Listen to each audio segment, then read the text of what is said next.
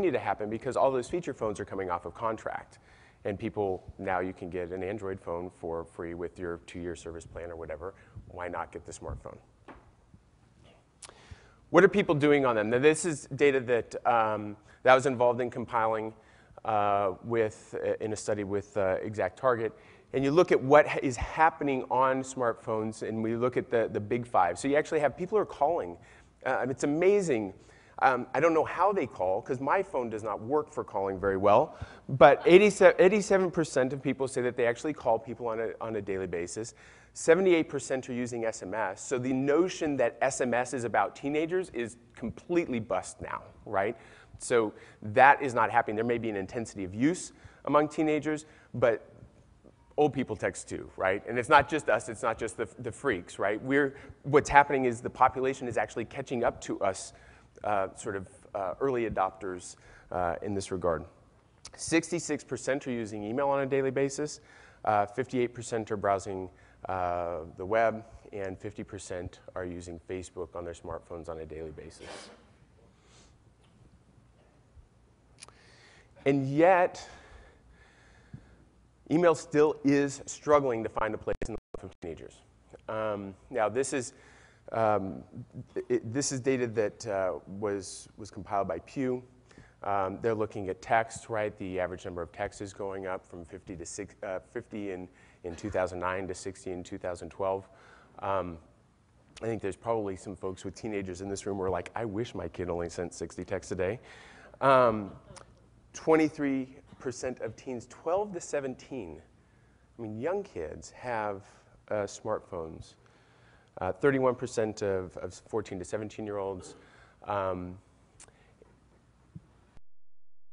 gotten through this in a certain sense, but what's happened historically is people have looked at Pew's data in this regard and said, teens aren't using email, therefore email is going to die.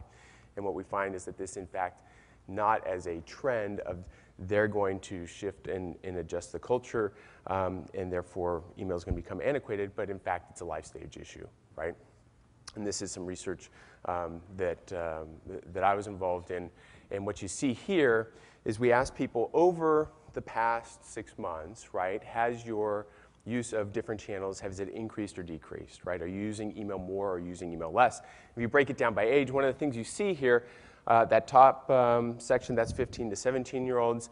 Then you go into 18 to 24-year-olds, and you see 35% of them say that they're using email more versus only 7% who say that they're using email less. So what that says is this is the biggest jump, the biggest adoption or uptick in the use of email is when people are in that 18 to 24-year-old time frame, right? They're college students. They're starting to get jobs. They're having to communicate with professors. They're having to pay bills online. And so I think if you think about that, to me, I look at this and I go, okay, so what's the importance of something like that? And it says, one of the things that you want to do, if we are, sometimes I'll say that the inbox is an incredibly competitive space because you're competing for time, and then somebody like Della will say, I disagree. There is no competition from a vertical from a vertical standpoint, right? You don't sign up for email from multiple insurance companies or multiple banks. You sign up for email from your bank or your insurance company. Thing is, the same as it's always been in the financial services industry, the key point to get those folks is when they are 18 to 24 and they are just starting to use email. And think about that from an acquisition, onboarding standpoint, right? This is a key seminal point in our ability to acquire and work with and attract new subscribers. One of the things, the interesting thing, and I don't have data that supports this or shows this yet, but oftentimes you'll sort of start to hear whispers, and then that leads into really good questions. And the thing here is, teens actually are starting to use email a little bit more. And one of the things that is fascinating is that they see that email is dependent, frankly, on a smartphone. So, for example, and the thing that tipped this off is I heard the quote, and I quote, I can't use email because I don't have an iPhone. And so I don't know if this was just a really bright kid who's figured out how to manipulate his parents into buying an iPhone. Obviously, people will get fairly creative when it comes to getting an iPhone, such as the kid in China who sold his kidney.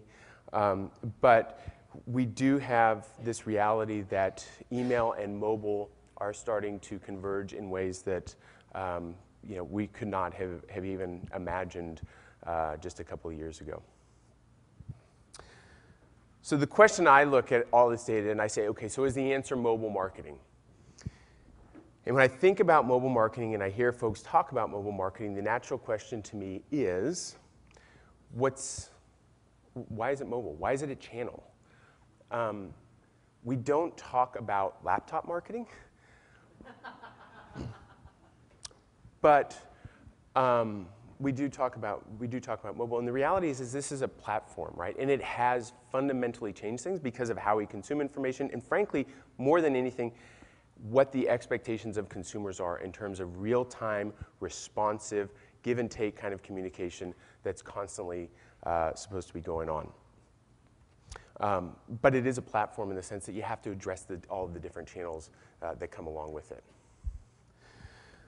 I know that you guys have seen this. This is not going to be terribly new in terms of, hey, yeah, there's lots of people reading email. But I wanted to pull this up because this is real statistics from a real client that I saw this past week, which says this client actually has 42% of people that are reading their email on a mobile device, right? I see my friends at Universal shaking their head, and I'm sure that their numbers are going to look something like this as well, right? If you're into a younger, more entertainment-based audience, you're going to see numbers that are starting to approach 50%. So the question is, does this mean that, hey, everything is, email is mobile, and therefore everything should be mobile? To think about this, I asked a question on a survey, and it's just an agree-disagree question about how people use email on their smartphones, right? So we can get some background, some insight into what's going on. So this is the numbers of percentage of consumers that agree with the following statement about their use of email on a smartphone. 37% say that they use email more often since getting a smartphone.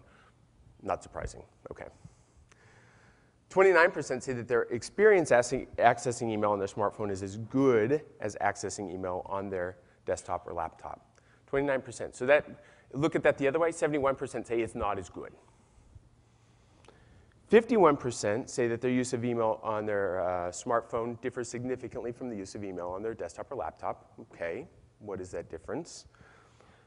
36% using my smartphone for email limits my ability to use it to its full capacity. So what is it that people are talking about here? In focus groups, what we heard is something very clear. Why is it that people say that their smartphone limits them in terms of using email? Just somebody throw it out. Why is it? What's the limiting factor? Huh? The view. Clicking, flash. Fat fingers, yes, these, huh? Attachments, that's a big one. Yeah, I mean, what we heard was, I like my computer because it's got a big screen. I can get attachments. I have a keyboard and a mouse, which makes it a lot easier. So that's the fat finger thing. And I have a printer, which is interesting, right? If I'm going to take action on something, there are still people who actually want to print stuff and keep paper files of things. So there are reasons that people want to go back to that old familiar environment. It's just that, again, it's the access and the immediacy that we get through smartphones. 25% said they are as likely to read commercial emails, such as newsletters, promotions, et cetera, on their smartphone as they are on their desktop or laptop, right? That says to me that a lot of people aren't, there's still people who aren't reading it on their smartphone, or at least aren't getting as engaged on their smartphone as they might if they were in a different environment. 44% say they spend less time looking at individual email on their smartphone as if they had looked at the same on their desktop or laptop. And then 38% say they flag or mentally note certain emails that they've seen on their smartphone so that they can follow up with it. All of this to me says, we see from a statistics and a tracking standpoint, what we see is that people actually are engaging on these mobile devices, but It's, hey, I'm taking note. And I think in a lot of cases, if it becomes, especially when it is difficult to convert, they will actually note that if it's worth it for them to go back to their computer.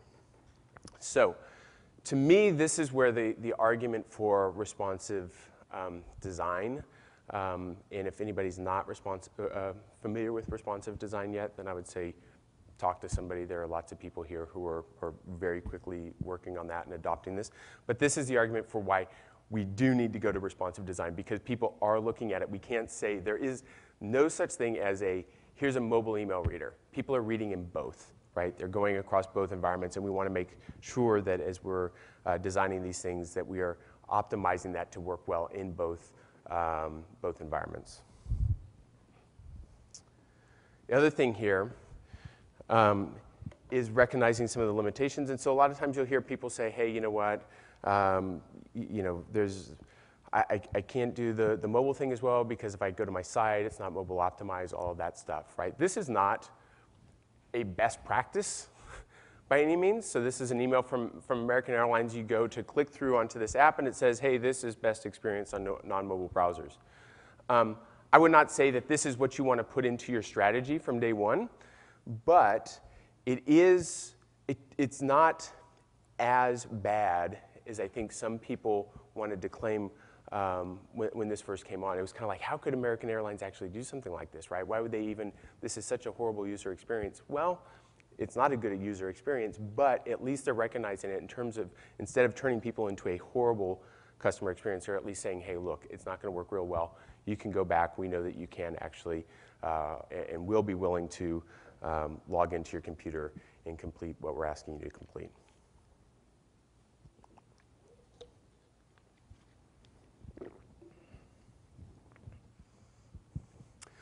Social networks. Again, more statistics from Pew. 65% of US adults use social networking sites. We know that. And we also know that younger adults are using these. Encouraging thing, that the data point that I don't know that ever gets pointed out is that this is consistent just kind of across every racial group, income groups, that sort of thing. So we're not limiting down to a subset of, say, more wealthy, affluent type consumers. But what social networks have done is, along with mobile, is they have changed the very nature of information and how we consume information. So if we go back again to that comparison between 2000, 2012, information was scarce. Now it's all around us. It was expensive. If you think about who used to control Nexus Lexis, right? If anybody actually remembers Nexus Lexis, it was really, really expensive to get information and to have it indexed and to be able to pull all those clips. Now it's basically free, right? Or at least the expectation is that it is going to be free from a consumer standpoint. It was controlled by elites, and now it's really controlled by consumers, right? In terms of distribution and passing things along.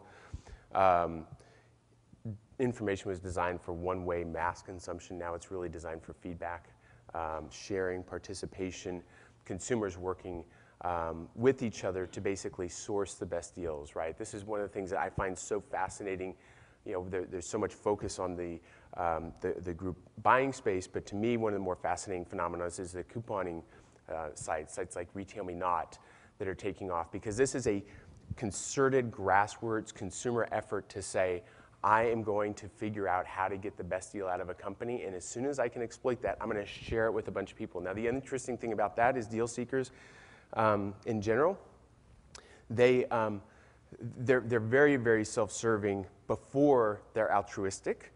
So until deal seekers, in general, if you look at deals, until deal seekers are able to capitalize and take advantage of the deal themselves, they won't share, which I think is sort of interesting, and you can think about if that has any impact on your business or not. And then information was really slow moving. Now it's immediate. The reality is it's become such an embedded part of our worlds, and consumers expect information to be coming at them and frankly be able to cull and source and curate any information that they want at any point in time from any place. So When we think about that from a networked individuals, really what we're looking at is network consumers who are very smart, who are very savvy. And this networked information is part of all steps of the purchase process. It's present at the beginning, so 60% of Americans do research online about products. This is information from Pew. 55% are making purchases online, 51% doing travel. And again, this is not internet users, this is all Americans.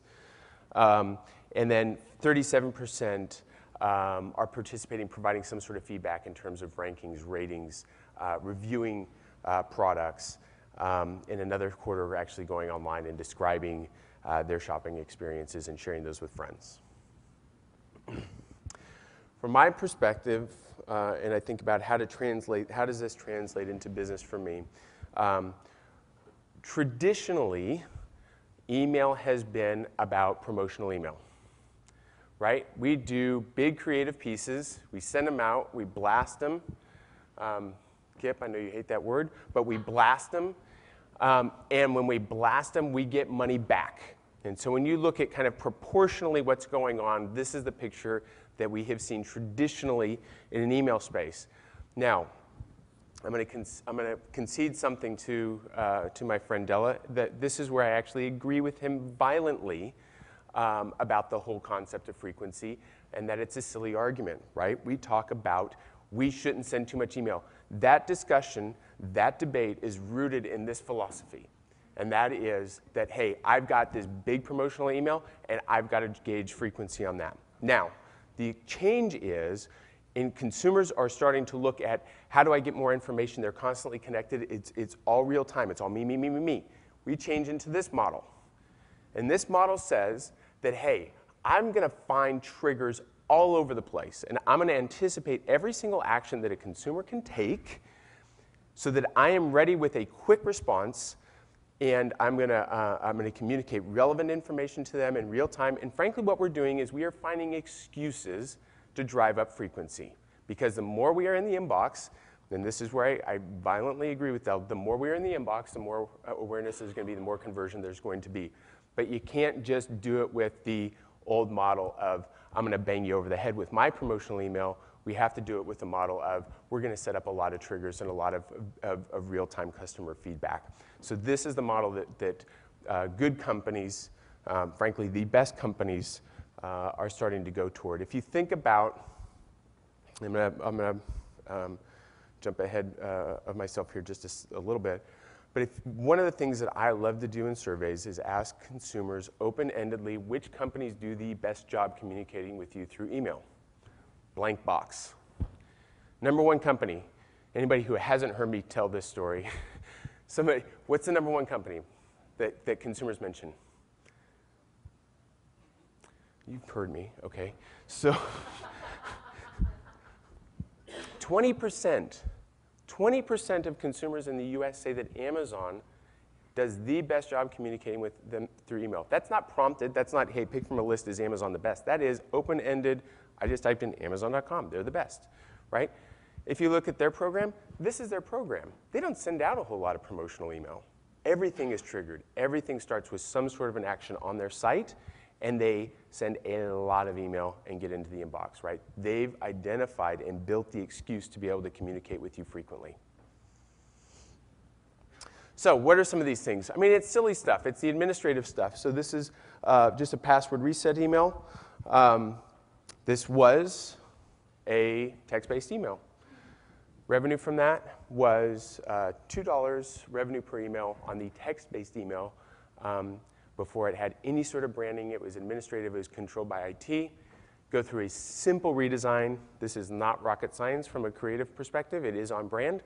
All of a sudden, revenue per email for this mailing with minimal branding and minimal call to action is $16 per email, right? 8-time jump just by branding a highly transactional, boring, reset your password email, right? That's an excuse. How do I make email work harder for me in light of the fact that people are looking for information on their terms. Browse emails. So this is just, hey, somebody comes to the site, they browse the site, you follow up and you say, hey, you've got great taste, right? Now this is one where you have to worry about, you have to gauge timing to think about, is this creepy or not?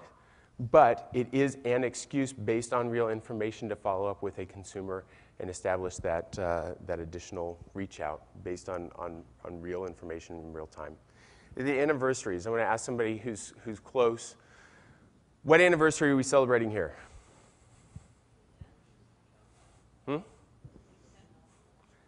Yeah, it's when you signed up. We're going to celebrate when you signed up to receive email from us, right? Happy anniversary, you've been on in our program for a month, right? It's an excuse. Companies like to talk about their anniversaries. It's our 50th anniversary. As a consumer, nobody cares, right?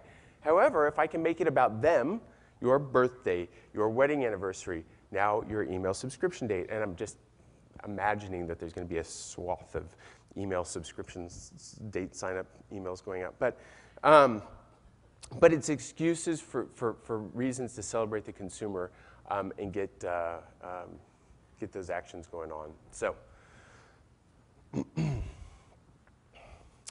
and this one, I figured I'd throw up since I saw the jump. Seeing the light of day. But this is the pulling in of information from a social perspective. So we talk about social integration of email and social. The integration here, and kind of the thing that was stumbled upon was, hey, we can use social proof. So just the number of fans, the number of Twitter followers, the number of Viva views, those sorts of things to say, look, you need to check this out and build a groundswell. Concern, small artists say, hey, I don't want to advertise the fact I only got 100 fans. Turns out that music junkies are actually kind of interested in that because that offers an opportunity for them to become kind of early in helping discover and promote that artist. So, as I mentioned, we ask consumers who's doing the best job. These are the guys that consumers say across the US and in the UK that consumers say are doing the best job in communicating with them. So familiar companies, Amazon, it's 20% in the US and UK. Companies like Groupon, Apple, Best Buy, these are the folks that are kind of setting paces in the minds of consumers, and that's who we are doing some work competing for time with in those environments. I'm going to close with this, and we've got these statistics of kind of adoption, mobile use, all that, social use, that sort of thing. But probably the most insightful thing that I have observed in the past 4 years of doing some pretty intensive consumer research and focus groups and that sort of thing is the absence of a particular word that we use all the time. That word is relevance. Marketers love to talk about being relevant. We're going to send out more relevant email. We want to make sure that our social media content is relevant. Consumers don't talk about relevance. They talk about stuff that's irrelevant or boring or useless or a waste of time, but it's a negative term. What they do talk about, and this is to me the key, what they do talk about is companies that care. So the difference is either you are irrelevant or you care. And so to me, all of this information and all of these trends going on says if we have consumers who are demanding who are networked, who are demanding information faster, who have it always at their fingertips, part of our responsibility in providing that information and making it available at their fingertips is doing this. It's demonstrating that we're going to care. There is no formula for this. I can't tell you how to demonstrate you care. The way that I show my wife that I care about her is going to be different from the next guy down the road that shows that he cares about his wife, right? There is no formula, but this is our challenge, and this is what we need to do. So with that, I want to thank you for allowing me to step in and play the part of Miss Kristen Purcell today. So.